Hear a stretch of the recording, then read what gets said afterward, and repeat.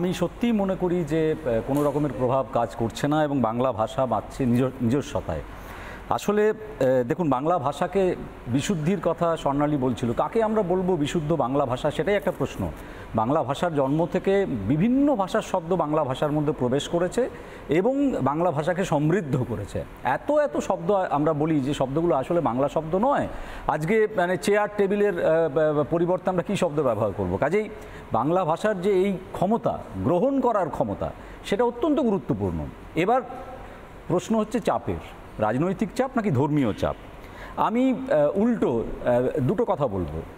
কিছুদিন আগে আমি এবং আমার মাস্টারমশাই তুল্য পবিত্র সরকার গিয়েছিলাম বর্ধমানের একটি গ্রাম, এবং সেখানে আমাদের এক অনুজ কবি বন্ধু, তার নাম মারুত কাশ্যপ। সে কি করেছে, সরস্বতী পুজোর মন্ত্রকে বাংলায় অনুবাদ করে একটি বই প্রকাশ করেছে এবং সেই বাংলা মন্ত্রে সরস্বতী পুজোটি সারদা মিশন যে শিক্ষণ মন্দির বর্ধমানের ওই ছোট্ট একটি গ্রামের, সেই শিক্ষা প্রতিষ্ঠানে ওই বাংলা মন্ত্রে পুজো হয়েছে।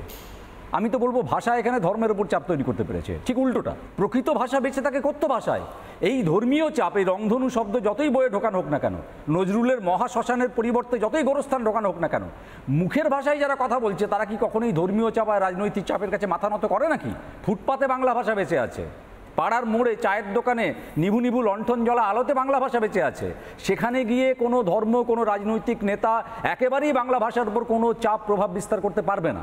চাপটা আসে লিখিত ভাষার উপরে। কমিউনিকেট করবার জন্য যখন মানুষ অন্যান্য প্রাণীর মতো গুহা থেকে বেরিয়ে যখন পাথর ঠুকে আগুন জ্বালানো ছেড়ে শব্দগুলোকে জুড়ে জুড়ে বাক্যে নিয়ে এলো, তারপর সে তার নিজের মতো জায়গা তৈরি করলো, টেরিটরি। তারপর তৈরি হলো ক্ষমতায়নের লড়াই বা দখলদারির লড়াই, যে সময় রাজনীতি, শাসক ইত্যাদি প্রভৃতি সেইভাবে আসেনি আজকের মতো। কিন্তু খুব ইন্টারেস্টিং ওয়েতে দেখতে পাওয়া গেল যে তারপর সেই বিস্তারগুলো বড় হতে শুরু করলো, রাজা বাদশাহ তৈরি হলো, তারা তাদের ক্ষমতায়ন করতে চাইলেন, আমার আমিত্বকে এবং আমার ইচ্ছাকে ছড়িয়ে দিতে বিভিন্ন জায়গায় ছড়াতে লাগলেন। এবং তারা যে উপাসনা পদ্ধতিতে বিশ্বাস করেন, নিজের মাটি দখলের ক্ষমতায় নিজের ভাষা, সংস্কৃতি এবং ধর্মটাকেও চাপিয়ে দিতে শুরু করলেন। আমরা যদি খুব ভালো করে তাকাই যে বাংলা ভাষাতে তার নিজের মানুষেরা নিজের ভাষাকে আঁকড়ে রাখবার জন্য যে আন্দোলন গড়ে তুলেছেন, তা বোধ করি অন্য কোথাও এইভাবে দেখতে পাওয়া যায়নি। আসামে বরাক উপত্যকায় যেখানে বাঙালিরা লড়াই করেছিলেন যে সেখানের রাজ্যের ভাষা অসমিয়া হয়ে যাবে না, এবং সে সময় গুলি চালানো হয়েছিল এবং 19 জন মারা গিয়েছিল। এই লড়াইটা কিন্তু বাঙালি তার কিন্তু ভাষার জন্য লড়ে গেছে, যা বোধহয় অন্য জায়গায় বিরল, কারণ তারা কম্প্রোমাইজ করে নিয়েছেন, মেনে নিয়েছেন। যে মাধ্যমে এই মুহূর্তে আমরা কথা বলছি, অডিও ভিজুয়াল, সেটারও একটা বাংলা আছে, দৃশ্য শ্রাব্য মাধ্যম, কেউ বলে না চট করে। কিন্তু ঘটনাচক্রে হচ্ছে যে আমি যে বললাম যে এখন বাংলা ভাষাটা আরও বেশি ছড়িয়ে গেছে, এখন মোবাইলে, ইন্টারনেটে, গুগলে সব জায়গায় রয়েছে। সেখানে বেশ কিছু ক্ষেত্রে দেখতে পাওয়া যায় ওয়াটারের বাংলা সার্চ করলে চলে আসছে পানি। বাংলা ভাষা ঢুকছে তো অবশ্যই, কিন্তু সেখানে খলনায়ক শব্দের আগ্রাসন নয়। কেন সেটা বলি, যে ভারতীয় উপমহাদেশ এমন একটা ভৌগোলিক দিক থেকে ভূখণ্ড যেখানে শতাব্দীর পর শতাব্দী নানা ধরনের বিদেশি জাতির অনুশাসন হয়েছে, বিদেশি জাতির অনুপ্রবেশ ঘটেছে। বাংলা ভাষার, যেমন চার্লস ডারউইন বলেছিলেন, সার্ভাইভাল অফ দ্য ফিটেস্ট।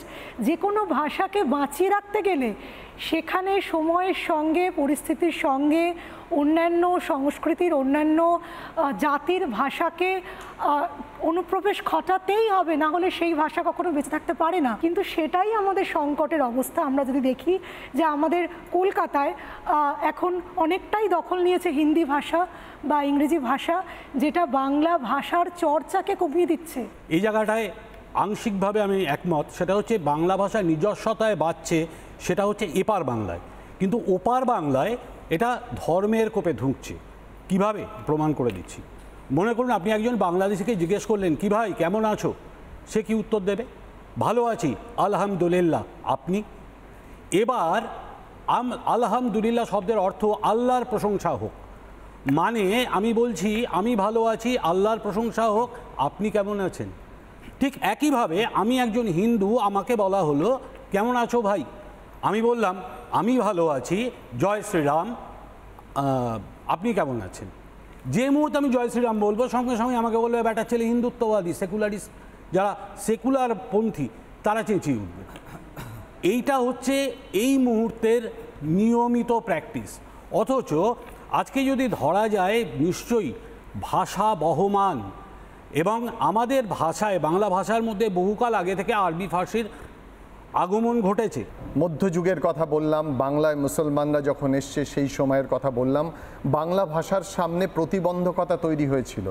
আমরা দুপার বাংলার বাঙালিরাই সেই প্রতিবন্ধকতাকে সুনামির মতো উড়িয়ে দিয়েছি। কারণ বাংলা ভাষার জায়গায় আছে। আমরা বাঙালিরা মানসিকতার কতটা পরিবর্তন করতে পেরেছি। একটা ছোট্ট কথা বলে নিই, কারণ যে শব্দের প্রয়োগ নিয়ে বলছে, শব্দের আগমন নিয়ে কথা হচ্ছে। যে কোনো ভাষা পৃথিবীর যখন অন্য ভাষার সংস্পর্শে আসে, অন্য জাতির সংস্পর্শে আসে, অন্য ধর্মের সম্প্রদায়ের সংস্পর্শে আসে, দু ধরনের শব্দ সেই ভাষায় আসে, আত্মস্থীকৃত শব্দ এবং ঋণকৃত শব্দ। বাংলা ভাষা সেই শব্দ গ্রহণ করেছে প্রয়োজনে, অপ্রয়োজনে, আবেগে, সাহিত্যে। সুতরাং এবার মধ্যবিত্ত বাঙালির মানসিকতায় দেখছে যে বাংলা ভাষা তার নিজের অস্তিত্ব বজায় রাখতে পারছে কিনা। তার সবথেকে বড় চ্যালেঞ্জ অভাষাতাত্ত্বিক। সেখানে অর্থনীতি আছে, সেখানে ধর্ম আছে, সেখানে রাজনীতি আছে। ভাষা নিজের মতো এগিয়ে যেতে পারছে না, ধর্ম এবং রাজনীতি বাধা দিচ্ছে। তবু সেই বাধার মুখে দাঁড়িয়ে বাঙালিরা বাংলা ভাষাকে নিজের মতো নিজস্বতায় নিয়ে যাচ্ছে আজও। আমি একটা কথা বলবো ম্যানহাইন্স শহরের কথা। পশ্চিম পূর্ব জার্মানির একটি শহর, যেখানে গ্যাট ইনস্টিটিউট, তার মাথায় লেখা আছে বিভিন্ন ভাষার অভিবাদন, তাদেরকে সম্মান জানানো হচ্ছে। সেখানে লেখা আছে নমস্কার। সেখানকার বাঙালিরা তর্ক করছে এটা নমস্কার কাদের, হিন্দুদের জন্যে না সালাম হবে ওটা। তার মানে এটা কি ঠিক যে সারা হিন্দুরা কখনো কেউ সালাম বলে না, মুসলিমরা কখনো নমস্কার বলে না? অর্থাৎ বাঙালিরা এই তর্কে গেছে যে হিন্দুদের ভাষা নমস্কার, মুসলমানদের ভাষা সালাম। আমার যেটা বলার যে সাধারণ মানুষের তো দায়িত্ব রয়েছে, পরিবারের লোকজন কোন ভাষা দায়িত্ব, যে আমাদের এটাকে লালন করতে হবে, সেটা পারিবারিক যারা রয়েছেন তারা, এবং বিশেষ করে শক্তিশালী করে তুলতে হবে আমাদের যারা লেখককুল তাদের। আমি শুধু একটাই ঘটনা এই ক্ষেত্রে বলতে পারি যে খুব সুচতুরভাবে সংস্কৃত আমাদের পড়ানো হতো, কিন্তু সেটাকে কিন্তু তুলে দেওয়া হয় ঠিক অত্যন্ত ভাবে, ঠিক যেভাবে গুরুকুল শিক্ষা পদ্ধতি তারা তুলে দিলেন, কিন্তু আমার এখানে রয়ে গেল মাদ্রাসা শিক্ষা এবং তার সঙ্গে রয়ে গেল মিশনারি শিক্ষা। যে হিন্দিভাষী ইনফ্লুয়েন্সার রয়েছে সে হিন্দিতে কথা বলবে, যে বাংলাভাষী ইনফ্লুয়েন্সার রয়েছে সে বাংলায় কথা বলবে, যে ইংরেজি ভাষী ইনফ্লুয়েন্সার রয়েছে সে বাংলা ইংরেজিতে কথা বলবে।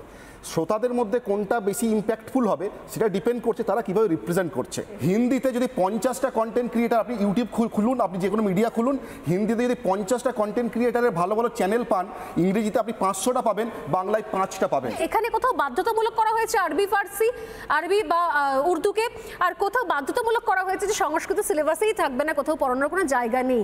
সেইটা নিয়ে আমরা এই জায়গা থেকে একটা রেজলিউশন রাখতে পারি যদি অন্তত সংস্কৃতটাকে ফিরিয়ে আনা হয় স্কুলে। নানা ধরনের কন্টেন্ট দেখার জন্য লাইক করুন, শেয়ার করুন আমাদের ফেসবুক পেজ, সাবস্ক্রাইব করুন আমাদের ইউটিউব চ্যানেল। পাশাপাশি অন্যান্য ব্রেকিং নিউজের জন্য অবশ্যই চোখ রাখুন রিপাবলিক বাংলায়।